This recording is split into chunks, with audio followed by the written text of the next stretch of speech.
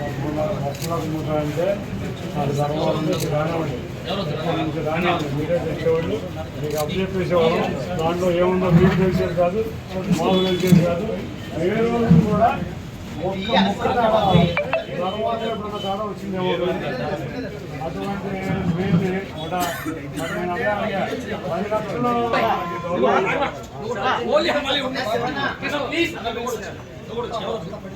కాబట్టి అందరూ ఒకటే చెబుతున్నా, ఇంకోటి గుర్తుంచుకోండి, రాష్ట్రం బాగుండాలి, వ్యాపారాలు బాగుండాలి, రోడ్డు వాటి కార్మికులు బాగుండాలి. వీటన్నిటికన్నా కూడా మన పిల్లల భవిష్యత్తు బాగుండాలి.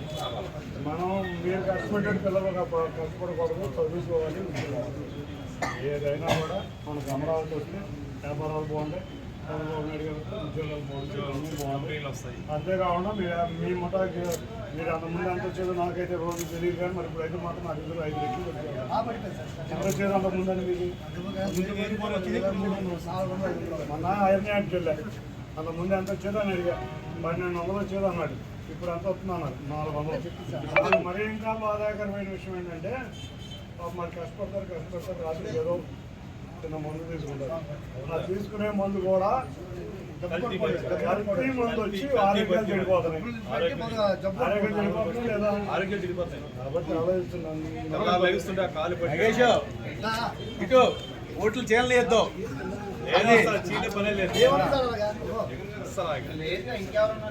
తెలుగుదేశం బీజేపీ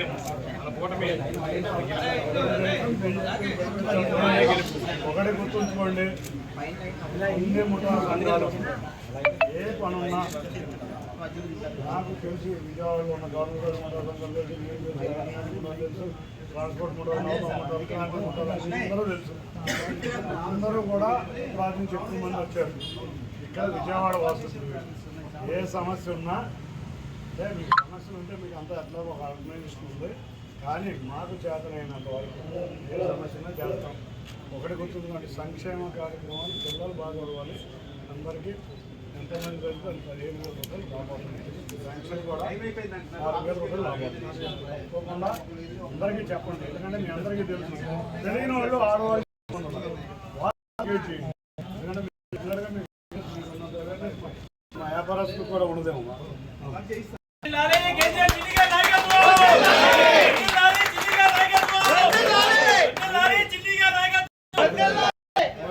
ఎలక్షన్ అయినాక దగ్గర ఉన్న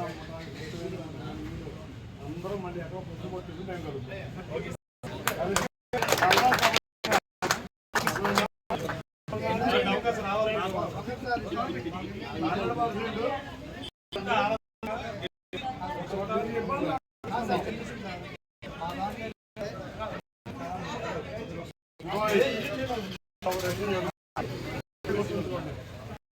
ప్రాంతం మీద పట్టాలు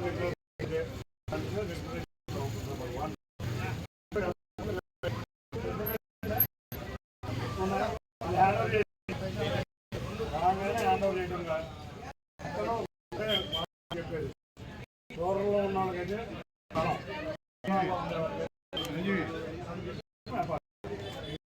జరుగుతుంది.